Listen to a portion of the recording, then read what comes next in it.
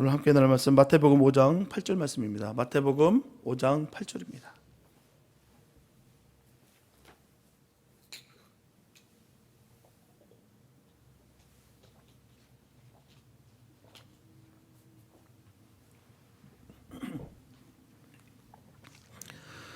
마태복음 5장 8절입니다. 주님의 귀한 말씀 봉독해 올림이 함께 합독하시겠습니다. 시작. 마음이 청결한 자는 복이 있나니 저희가 하나님을 볼 것이며. 아멘. 우리 주변에 보면 신체에 장애를 가지신 분들이 참으로 많습니다. 치명적인 장애를 가지신 분도 있고요, 또 약간의 장애를 가지신 분도 계시는데요, 저는 그 중에서도 시각장애를 가지신 분들이 다른 경우들보다도 더 불편하겠다라고 저는 많이 생각합니다. 우리가 평소에 시력이 좋을 때는 무엇을 볼 수 있다는 사실에 대해서 별로 고맙게 여기거나 생각지 않습니다. 또 감사치 못하고 이것이 얼마나 큰 축복인지 잘 모를 때가 많아요. 미국의 유명한 찬송 작가로 알려진 파니 크로스비라는 사람은요, 태어난 지 1개월 반 만에 심한 열병을 통해서 두 눈의 시력을 다 잃어버리고 맙니다. 그렇게 시력을 상실하고 난 후로 95세에 세상을 떠날 때까지 한평생을 앞을 보지 못하는 그런 시각장애인의 삶을 살았습니다. 근데 이분이 우리처럼 이렇게 육신의 눈을 가지고 사물을 마음껏 보고 즐기는 사람들보다 더 생생하고 더 사실적으로 우리의 신앙세계를 잘 묘사하고 있습니다. 그분은 평생에 약 9천여 개의 찬송시를 썼어요. 그리고 그 가운데 6천여 곡 정도가 찬송가의 가사로 채택이 되었어요. 인쇄돼 많은 사람들에게 불리우게 되었습니다. 우리가 지금 사용하는 이 찬송가에도 이 파니 크로스비 여사가 쓴 시가 무려 21곡이 여기에 들어있습니다. 우리가 즐겨 부르는 찬송으로는 찬송가 43장에 찬송으로 보답할 수 없는 큰 사랑, 144장 예수 나를 위하여, 204장 예수로 나의 구주 삼고, 321장 자비하신 주께서 부르시네, 337장 인애하신 구세주여, 424장 나의 생명 되신 주 등 한국 사람들이 좋아하는 찬송 가운데 그분이 작사한 곡이 참 많습니다.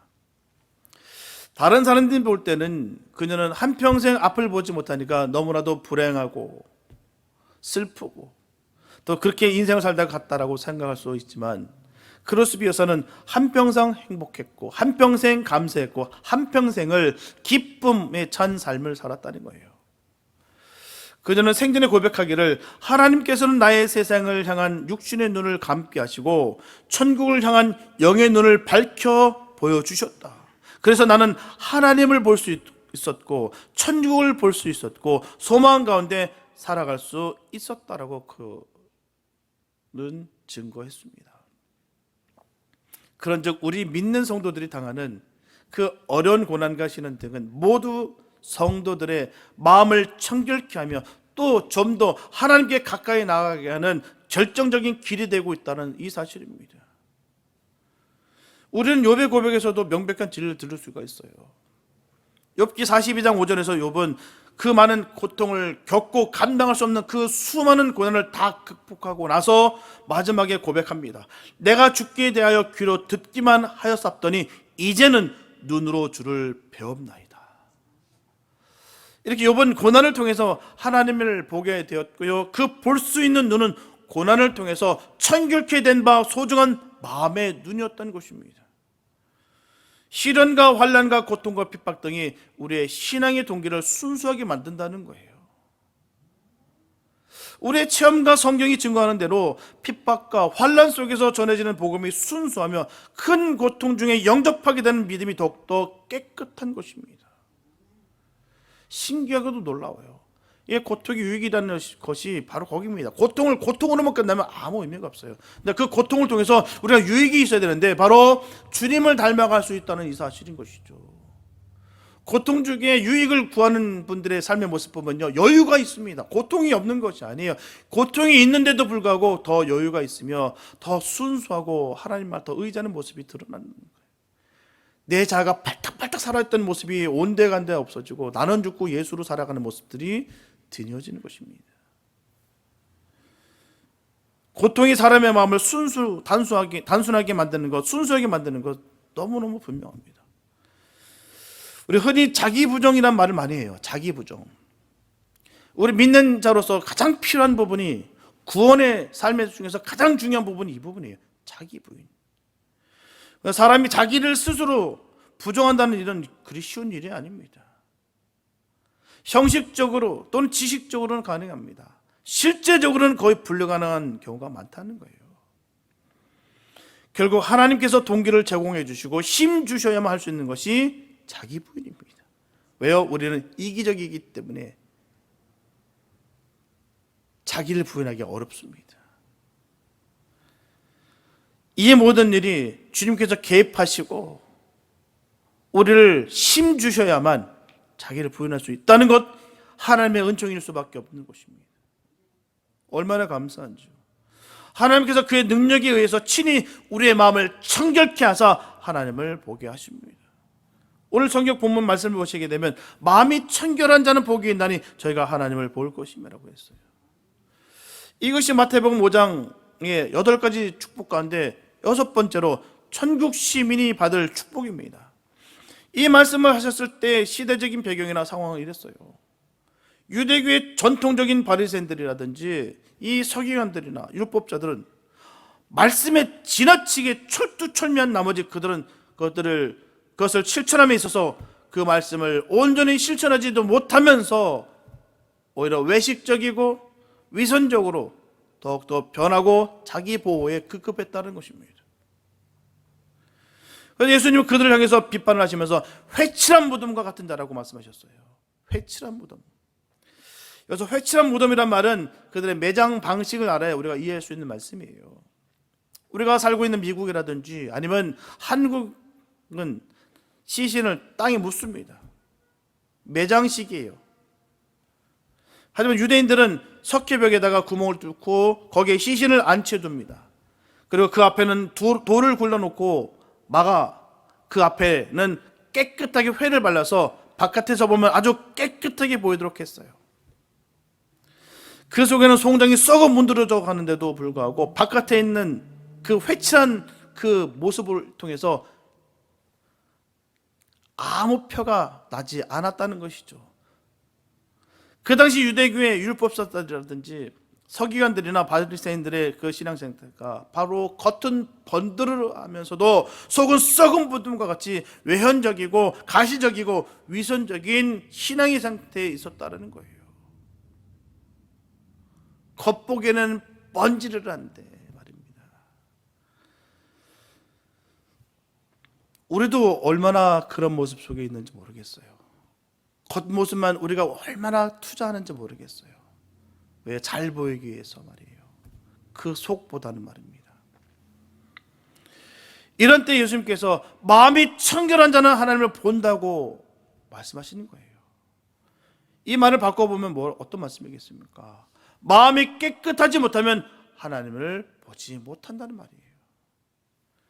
실상 우리의 현실을 보면 더럽고 추한 마음을 가지고 하나님을 보여달라는 사람들이 얼마나 많은지 몰라요. 그래야 하나님 믿겠다라고 하는 사람들이 많습니다. 하나님 보여주면 내가 믿을게. 하나님 보여줘. 이런 사람들 아직도 그 마음에 깨끗함이 없기 때문에 그 사람들은 주님을 볼 수가 없습니다. 마음이 청결한 사람에게 나타내 보이시는 하나님 되신다는 거예요. 예수님 말씀하시기를 나쁜 생각은 사람의 마음에서 나오는데 음란, 도둑질, 살인, 간음, 탐욕, 악독, 사기, 질투, 배신, 교만, 어리석음 같은 것이다라고 분명히 말씀하셨어요. 늘 말씀드립니다. 담겨져 있는 게 나온다고. 제가 누누이 말씀드리지만 우리에게 있어서 세상에 말실수는 없다. 내가 왜 그 말을 했을까? 내가 미쳤나 봐. 아니요. 평소에 생각한 것이 입으로 나오게 되어 있습니다. 틀림없어요. 자기는 아니라 부정하지만 아닙니다. 담겨져 있는 게 튀어나오게 됐어요. 예를 들어서요. 우리 주위에 있는 통이 있습니다. 이것은 무엇을 담고 있는가에 따라서 그 가치가 완전히 달라져요. 만약에 쓰레기를 담고 있으면 쓰레기통이 되는 거예요. 고린도후서 4장 7절 전반부에 보면 우리가 이 보배를 질그릇에 가졌으니라고 말씀하고 있습니다. 우리가 비록 질그릇이라도 보배를 담고 있기 때문에 우리는 보배로운 사람이 되는 거예요. 예레미야서 17장 9절에서 예레미야 선지자는 만물보다 거짓되고 심히 부패한 것은 마음이라 누가 능히 이를 알리오라고 분명히 그는 선포했습니다. 이렇게 모든 것은 마음에서 나온다는 것입니다. 마음에서. 저 사람이 날 왜 이렇게 깔볼까? 눈빛이 왜 저럴까? 딱 깔보는 마음이 들어가 있는 거예요. 저 사람이 나를 이렇게 블링블링 날 쳐다보고 있을까? 그 마음에 사랑하는 마음이 가득 차 있기 때문에 그렇게 되는 거예요. 말도 마찬가지예요. 선한 말이 툭툭 터져 넣어서 나오는 것과 그냥 슬픔고 아프게 하는 말들이 툭툭 터져서 나오는 것은요, 담고 있는 게 나오는 것입니다. 예수님은 겉만 깨끗하게 보이기 위해서 부지런히 손을 씻고 있는 유대인들을 책망하셨어요. 유대인들이 가장 중요시했던 것은 바로 정결법입니다. 정결법. 그들은 자기 손에 죄를 묻히지 않기 위해서 음식을 먹을 때나 바깥에 나왔다 들어오면 부지런히 손을 씻었어요. 왜요? 죄가 자기 안에 들어올까 두려웠기 때문에. 청결이 말한 것이 아닙니다. 뭐 세균이 들어올까 아닙니다. 죄가 들어올까 봐. 그런 유대인들을 향해서 주님은 먼저 마음을 깨끗이 할 것을 명령하셨어요. 마태복음 15장 18절에서 20절 말씀 보게 되면 입에서 나오는 것들은 마음에서 나오나니 이것이야말로 사람을 더럽게 하느니라. 마음에서 나오는 것은 악한 생각과 살인과 간음과 음란과 도둑질과 거짓 증언과 비방이니 이런 것들이 사람을 더럽게 하는 것이요 씻지 않은 손으로 먹는 것은 사람을 더럽게 하지 못하느니라. 분명히 우리 주님께서 말씀하신 거예요. 입에서 나오는 것들은 마음에서 나오나니. 그래서 누누이 말씀드리다시피 말실수는 없습니다. 입에서 나오는 거예요. 마음에 있는 것이 나오는 거예요. 이처럼 사람을 더럽게 하는 것은 옷이나 먹는 것이 아닙니다. 얼굴이나 외모가 아니에요. 그 사람의 인격입니다. 그 사람에 대한 평가를 결정하는 것은 바로 인격이에요. 우리 인격은 말이나 행동으로 나타나게 되어 있습니다. 미워하는 마음, 물질에 대한 지나친 집착, 육체적인 정욕, 그리고 사람에게 인정받으려고 하는 그 명예욕 등이 우리 마음을 복잡하게 하고 어둡게 하는 거예요. 그래서 마음을 청결하게 하지 못하게 합니다. 대화 몇 번만 하면요 인격 그대로 드러나게 됐습니다. 얼굴이 너무나 곱상한데 순해 보이는데 순둥순둥해 보이는데 입만 탁 열면 거친 말이 쏟아져서 사는 사람들이 얼마나 많은지 몰라요. 그러면 바로 인격이 바로 시참말로 뽀록 났다 이런 말합니다. 감출 수가 없어요. 옛말에 그런 말이 있습니다. 직업에는 귀천이 없다는 말이 있어요. 그럼 역으로 따지면 사람은 귀천이 있다는 말입니다. 보배를 담아야 될 줄 믿습니다. 보배롭게 되시기 바랍니다. 천한 사람이 아니라 귀인이 되시기 바랍니다. 저 사람과 옆에 있으니까 나도 그렇게 그 기쁨과 은혜를 함께 누릴 수 있고 평안하고 이런 아름다운 일들이 있기를 바랍니다. 그게 바로 복된 삶의 모습인 거예요. 귀인입니다. 그래서 오늘 본문에서는 마음이 청결한 자라고 했는데 여러분들 마음이 무엇이겠습니까? 마음의 정체가 뭘까요? 이 세상에서 마음에 대해서 명확하게 정의를 내릴 수 있는 사람은 없으리라 봅니다. 심리학자들은 마음의 내면 세계를 끝없이 연구하지만 오늘날의 심리학도 인간의 마음을 명확하게 정의할 수가 없어요. 오스트리아의 심리학자였던 이 프로이드, 최고의 권위자라고 하는 이 프로이드가 심리학을 발전시키면서도 그도 사실은 마음에 대해서 정확하게 설명하지 못했어요. 그 후에도 많은 심리학자들이 계속해서 끊임없이 연구하고 거듭됐지만 이 인간의 마음을 연구했지만 그 마음에 대해서 명확하게 설명해 주지 못하고 있다는 거예요. 사람의 마음은 스스로가 잘 안다고 생각하지만 사실은 잘 몰라요.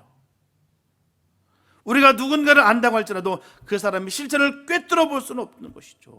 한평생 한 집에서 같은 밥을 먹고 같은 잠자리에서 살아가는 부부지간에서도 서로의 마음을 알 수가 없어요. 아는 것 같은데 탁탁 알아차린 것 같은데 보면은 도대체 뭔 생각하고 있는지 모를 때가 얼마나 많은지 몰라요. 본문에서 마음이 청결한 자라는 표현을 사용하고 있습니다. 청결한 자, 깨끗한 자란 말은 헬라어로 카라도이라고 하는데요, 이 본문의 원형은 카라도스란 말입니다. 흠이 없고 순수한, 마음이 정화된다는 의미를 가지고 있습니다. 마음과 정서에 쌓여있는 모든 중압감이나 상처 등을 깨끗이 제거하고 씻어버리는 것을 의미하고 있어요. 이는 영어의 카타르시스라는 말과 같은 뜻입니다. 신약성경에서는 28번 이 단어가 사용됐고요, 물론 구약성경에서는 청결이라는 단어가 150번 이상 씁니다. 이 카다로스라는 단어의 의미를 자세히 설명해 보면 여기에서 이 청결이라는 말은 더럽고 추한 옷을 깨끗하게 세탁했을 때를 의미하는 표현으로서 사용합니다. 세탁을 해보신 분들은 너무 잘 아실 거예요. 아무리 더럽고 추한 옷일지라도 세제를 써서 깨끗하게 물로 세탁하면 깨끗하게 됩니다. 이런 상태를 청결이라는 단어로 표현했어요. 그 다음 두 번째로 모든 불순물을 다 제거한 순도 100%의 순금을 말할 때 이 카다로스라는 단어를 사용합니다. 그 다음에 쭉정이를 다 골라내고 돌이나 티끌을 골라내어 순전히 알맹이만 남았을 때 이 카다로스라는 단어를 사용합니다. 또한 포도주나 우유의 부유물을 다 골라내서 깨끗해진 것을 표현할 때 이 카다로스라는 단어를 사용해요. 또한 겁쟁이들이나 오합지졸의 병사들을 다 추려내고 아주 정예화된, 정말 훈련이 잘 된 병사들만 추렸을 때 이 카다로스라는 단어를 썼어요. 기도원의 300용사를 생각해 보시면 이해가 쉬울 거예요. 그 다음에 내가 다른 사람에게 빚을 지는 것을 다 청산하고 온전히 빚으로부터 자유로워졌을 때 이 카다로스라는 단어를 사용합니다. 이렇게 볼 때 우리가 마음이 청결한 자라는 의미가 무엇인지 대충 이해가 될 거예요. 어떤 게 청결한 것인가? 우리가 믿음으로 순수해져서 순도 100%를 지향하는 상태를 말한다 보시면 될 거예요.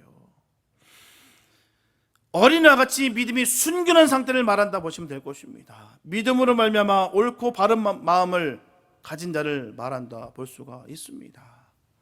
믿음의 속과 겉이 다르지 않고 말과 행동이 일치한 사람을 말한다 볼 수가 있어요. 결론적으로 진정으로 예수 그리스도로 말미암아 회개한 마음을 마음이 청결한 자의 마음이라 볼 수가 있을 것입니다. 그런 마음 되시기 바랍니다. 마음이 청결하시기 바랍니다. 얼룩진 것을 제거하시기 바랍니다. 예수님께서는 회칠한 무덤이라고 그랬고요, 야고보 사도는 정함이 없는 자요 두 마음을 품은 자라는 표현을 쓰셨는데, 그렇지 않은 사람이 바로 마음이 청결한 사람을 말하는 거예요. 이 세상을 살아가는 사람들에게 있어서 사실 마음이 청결하다는 것은 참 중요합니다. 하나님께서 천지 만물을 창조하실 때 하나님의 그 창조의 섭리대로 한다면 우리의 심령도 깨끗하고 우리의 몸도 깨끗하고 우리의 인간을 둘러서 하나님이 만드신 모든 천지 만물도 다 깨끗해야 됩니다. 왜요? 하나님 그렇게 지으셨기 때문에. 그런데 이 마음이 죄로 인해서 더러워지니까 죄로 인해서 더러워진 마음을 가진 우리 인간들이 몸도 더러워지고 그들이 살아가는 삶의 주변을 다 더럽히고 또 오염시킴으로 말미암아 온통 더러운 것들이 다 차고 있다는 거예요. 본회포 목사는 오직 자기 마음을 완전히 예수님에게 맡기고 그가 홀로 마음을 지배하게 하는 자가 마음이 청결한 자다라고 그런 말했습니다. 우리 마음이 청결하면 한 가지에 집중이 돼요. 바로 예수입니다. 예수께 집중해야 되는 것이죠. 그러면 청결한 단어가 주는 의미는 무엇일까요? 첫째, 위선이 없고 아무것도 숨겨진 것이 없는 진실한 의미입니다. 일편단심으로 한눈 팔지 않는 전심이란 뜻이에요. 우리에게 문제가 되는 것은 이 분한될 마음이에요. 나눠진 마음이라는 것입니다. 하나님을 믿고 경배하고 찬양하고자 하지만 다른 부분은 세상 것을 원한다는 거예요. 교회를 하면서도 불구하고 돈과 명예를 탐하게 되면 이것도 두 마음이 되는 것입니다. 세상 일과 교회는 달라요. 교회는요 계속 흘려보내는 것입니다. 섬기는 것이 교회예요. 이윤을 창출하는 것이 아닙니다. 만약 이윤을 생각하면요 사용 못합니다. 왜요? 우리 젊은이들 계속 투자만 해야 되는 부분이거든요. 이윤을 창출하는 것이 아닙니다. 그러면 그걸 중단해야 될까요? 이윤이 창출 안 되니까. 아닙니다. 교회는 그런 곳이에요. 그렇게 세상적인 계산을 통해서 되는 것이 아닙니다. 더 많은 투자와 더 많은 사랑을 그들에게 나눔으로 말미암아 하나님께서 개입하시고 그 모든 것을 조율하시고 역사하시는 것이 교회입니다. 세상 것과 다르는 거예요. 세상 지혜로 보면 답답하고 옥조입니다. 숨도 못 쉽니다. 그러나 주님의 영안으로 볼 때는 그렇지 않다는 거예요. 온 우주 만물을 주님께서 조율하시고 운영하시고 역사하시는 이 사실을 우리가 명백히 알기 때문에 두려울 것이 없다는 사실입니다. 세상 것과 교회는 달라요. 선교와 사역에 아끼면 안 됩니다. 사용하고 나눈 사역이 열리고 힘이 생긴다는 거예요. 사도 바울은 로마서 7장 22절과 23절에서 내 속 사람으로서는 하나님의 법을 즐거워하되 내 지체 속에서 한 다른 법이 내 마음의 법과 싸워 내 지체 속에 있는 죄의 법으로 나를 사로잡아 오는 것을 보는도다라고 했어요. 대사도였던 이 사도 바울도 마찬가지였다는 것이죠. 늘 우리는 영적인 것과 육적인 것이 엎치락 뒤치락하면서 그렇게 살아가는 거예요. 그러나 우리가 꿈꾸는 것은 영적인 것을 더욱더 흠모하고 사모하며 또 주님께 집중해서 이 육적인 것을 내려놓는 것, 이게 우리의 삶의 모습이 아니겠습니까? 그래서 청결한 마음은 분할되지 않은 마음인 거예요. 양다리 걸친 삶 아닌 온전 주님을 위한 삶이 복된 삶이라는 것을 분명히 성경에 전하고 있습니다. 우리는 주님께만 속해야 될 줄 믿습니다. 두 마음을 품고 있는 사람이 내 앞에 있을 때 얼마나 피곤한지요. 안 그렇습니까? 함께하는 삶과 마음은 저 다른 곳에 품고 있는 사람과 함께 살아가는 것만큼 피곤한 것도 없고 고통스러운 것도 없어요. 둘째, 정화돼서 흠이 없는 이라는 의미도 있습니다. 요한 사도는 계시록 21장 27절에서 무엇이든지 속된 것이나 가증한 일 또는 거짓말하는 자는 결코 그리로 들어가지 못하되 오직 어린 양의 생명책에 기록된 자들 뿐이라고 말씀하고 있습니다. 이렇게 부정하고 청결하지 못하고 더러운 흔적을 가지고 있는 것은 천국에 들어가지 못할 것이다라고 분명히 말씀하고 있는 거예요. 요즘은 교회 다닌다고 하면 참 경계들 합니다. 사람들이요. 예전에는 달랐어요. 예수 믿는다고 하면요 다 좋게만 봤습니다. 정직하고 착하고 선하고 순수하고. 참 그게 무너진 이 사실이 너무나 고통스럽습니다. 경계한다는 이 사실이 너무 고통스러워요. 오죽하면 한국에서는 입에 담지 못할 개독교란 말까지 합니까? 그 말이 얼마나 마음 아프든지요. 우리를 통해서 하나님의 이름이 땅에 떨어졌다는 거예요. 다른 거 보고 한탄하지 마십시오. 내 자신을 바라보시면 됩니다. 내가 어떻게 살아가는지. 예수 믿는 자로서의 신뢰가 떨어지면 어떻게 된지를 명백하게 볼 수 있다는 것이죠. 성경은요 그렇게 전하지 않습니다. 세상에 어느 교회일지라도 그렇게 전하지 않을 거예요. 거짓말해도 된다, 사기쳐도 된다, 예수만 믿으면 된다라고 그렇게 가르치지 않을 거예요. 만약에 그렇게 가르치면 거기는 피해됩니다. 그곳에서 달아나야 됩니다. 왜요? 복음을 전하는 곳이 아니기 때문에. 절대로 주님은 그렇게 가르치신 바가 없어요. 그래서 성경은 목사만 적용되는 것이 아니고요, 목사와 평신도 모두 성경 말씀에 적용이 돼야 되는 거예요. 예외가 없습니다. 나는 참 잘했으니까, 난 착하니까, 난 사역을 많이 했으니까 나는 그 대충 살아도 괜찮아, 이 생각 자체에 버리십시오. 오직하면 마귀가 준 직분 평신도, 이런 책도 있습니다. 난 평신도니까 안 해도 돼. 아유, 그건 사역자들만 하는 거야. 그런 직분 받은 사람들만 하는 거야. 그 장로 권사들, 그런 사람들만 하는 거지. 나는 평신도라 안 해도 돼. 그래서 오죽하면 마귀가 준 직분 평신도. 절대 그럴 리 없습니다. 그 하나님의 그 말씀은 모든 주님의 자녀들에게 똑같이 적용되는 거예요. 오늘 본문에 분명 마음이 청결한 자는 하나님을 볼 것이다라고 분명 말하고 있습니다. 그럼 하나님을 볼 것이라는 것은 무슨 의미일까요? 모세는 하나님을 보기를 간절히 원했습니다. 하지만 하나님은 등을 보여주셨어요. 이 말씀은 하나님을 보는 일이 불가능하다는 일입니다. 죄인된 우리가 하나님을 보게 되면 죽습니다. 그래서 왜 청결한 자가 하나님을 볼 것이다라고 말씀하셨을까요? 그래서 하나님은 성경이 증거하는 대로 계시의 하나님이시기 때문입니다. 그 계시의 본체가 바로 예수님 자신이에요. 하나님은 자연과 인류 역사 그리고 수많은 것으로 하나님을 나타내 주셨어요.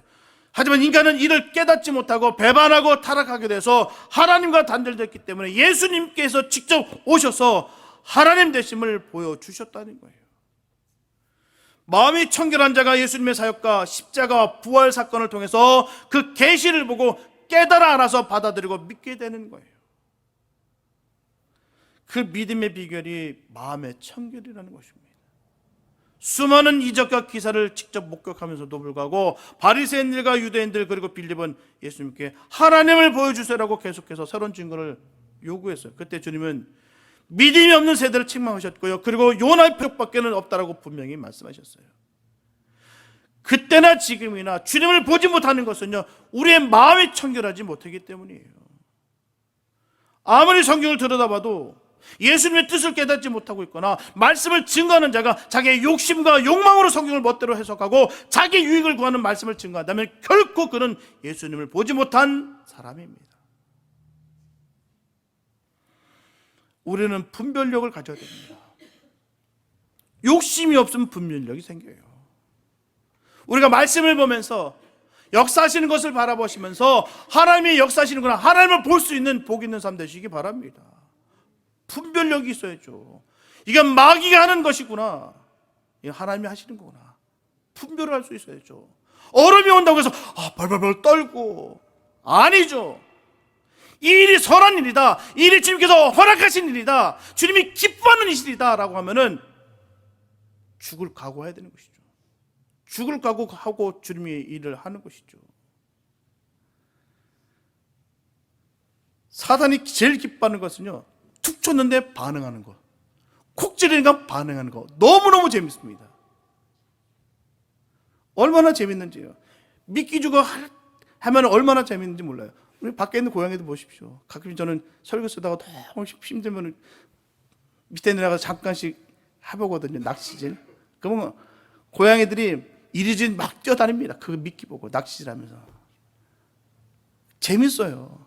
제가 까보는 건데 거기에 따라 그 반응하는 게 모습이 얼마나 재밌는지 모릅니다. 마귀도 마찬가지예요. 우리가 찌르는 대로 그냥 그대로 다 반응하고 자기가 원하는 대로 움직이는 것만큼 재밌는 거 없어요. 겁을 주니까 겁먹네, 아프니까 투정 부리네, 어려움을 주니까 예수님을 배반하네. 너무너무 재밌다 이거죠.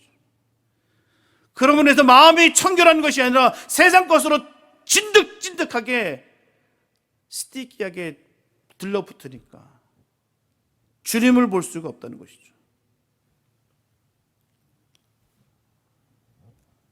그럼 어떻게 마음을 청결하게 할 수가 있을까요? 마음을 청결하게 하기 위해서는 철저히 욕심을 죽이는 것이 필요합니다. 그러나 우리는 죄 뿌린 욕심을 원죄로 가지고 태어났기 때문에 욕심을 죽이려고 하면 할수록 더 강력하게 저항합니다. 내 이기적인 것이 더 폭발적으로 일어난다는 거예요. 분명 욕심이 솟아나는데 그 욕심을 틀어먹기가 어렵습니다. 절대로 율법의 방식으로는 속에서 나오는 이 죄악을 감당한다는 것이 불가능해요. 율법은 한마디로 하라 아니면 하지 말라라는 구조로 되어 있기 때문에 죄악이 솟구쳐 있는데 율법으로 강제로 틀어막을 수가 없다는 것이죠. 예를 들면 수도관이 터져서 나오는 물을 손으로 막아도 터져 나오는 물을 막을 수가 없는 것 같이 막을 수가 없다는 거예요. 오로지 해결 방법은 성령 충만밖에 다른 방법이 없습니다. 성령 충만하시기 바랍니다. 성령 받아야 될 이유가 거기 있는 거예요. 남은 안 되고 나는 되는 것이 욕심이에요. 욕심은 사람을 추하게 만듭니다. 남한테는 인색하고 본인한테는 후하면 절대로 안 된다는 것입니다. 성령 충만한 사람은 부와 명성이 눈에 들어오지 않아요.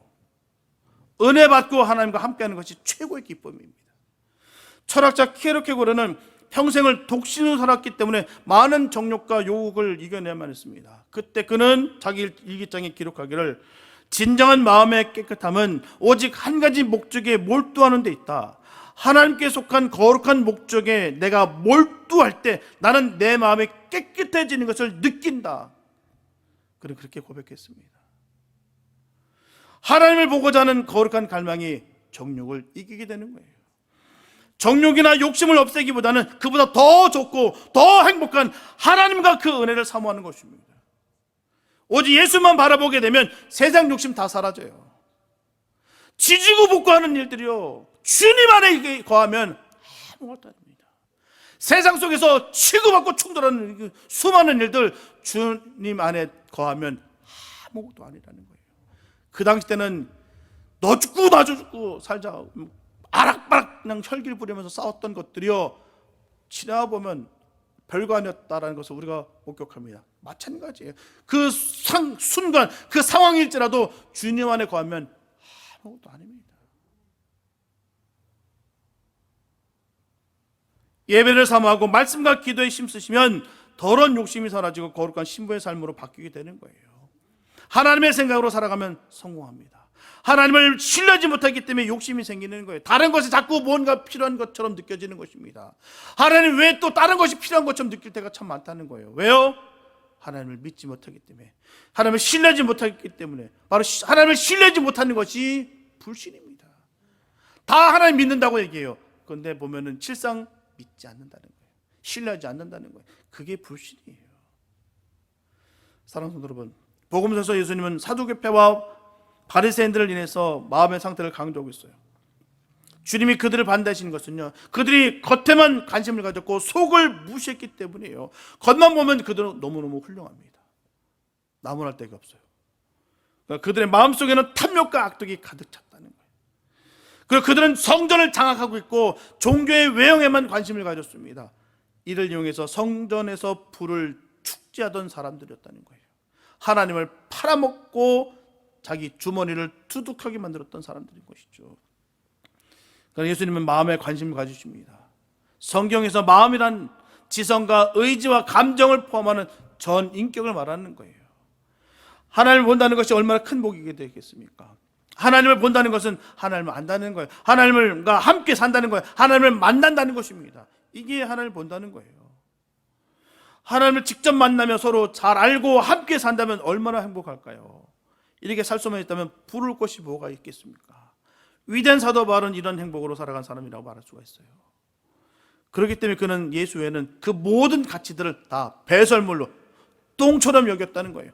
그리고 어떤 형편을 처하든지 감사 기쁨으로 행복하게 살 수 있었던 그 이유가 거기 있었던 것입니다. 주님 외에 아무것도 아니다.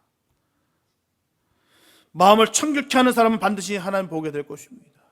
성경을 통해 예시해 주신 하나님을 꼭 만나게 될 거예요. 주님을 만나시기 바랍니다. 말씀을 읽을 때마다 주님이 하셨던 그 모든 것들이 보이는 역사가, 또 주님께서 주신 이 말씀이 내게 들리는 역사가, 또한 이 세상 만물을 볼 때마다 천국을 볼 수 있는 아름다운 일들이 있게 되시길 축복합니다. 예수를 믿는 자들로서의 가장 축복이 거기 있는 거예요. 하나님을 볼 수 있는, 하나님과 함께하는 삶이 되시기를 축복합니다. 그냥 그럭저럭 살아가는 것이 아니라, 세상과 적당히 그렇게 짝 맞춰 살아가는 것이 아니라, 세상을 향해서 그렇다고 무시하고 잘라버리는 것이 아니라 그 세상을 바라보면서 주님의 마음을 얻는 것, 주님이 이 땅을 바라보시면서 얼마나 슬퍼하신 것을 깨닫는 것, 또한 그 신실하게 역사하시는 그 주님을, 우리가 주님을 명백하게 볼 수 있는 것, 이것이 복 있는 삶의 모습인 줄 믿습니다. 하나님을 보면 볼수록 우리 마음은 더욱더 청결해질 거예요. 주님 바라보시기 바랍니다. 주님께 집중하시기 바랍니다. 마음을 청결히 함으로 말미암아 하나님을 보며 하나님을 한 번만이면 충분한 인생이 되는 저와 여러분들 다 되시기를 예수님의 이름으로 축원합니다. 기도합니다.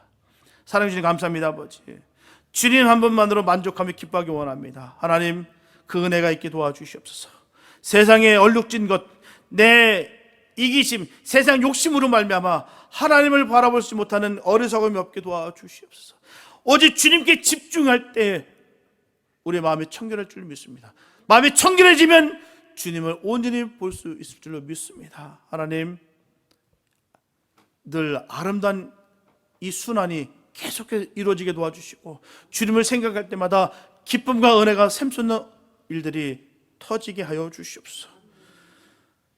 오직 주님만 의지하고 믿습니다. 하나님, 믿지 못할 세상의 것을 의지하지 말고 믿을 수 있는 온 우주 만물을 창조하시고 주인 되신 그 우리의 주님을 믿는 믿음이 견고하게 세워지게 도와주시옵소서. 주께서 주시는 참된 은혜가 믿는 자들에게 넘치게 부어주실 것을 간절히 믿사옵고 우리를 구원하신 예수님의 이름으로 기도했습니다.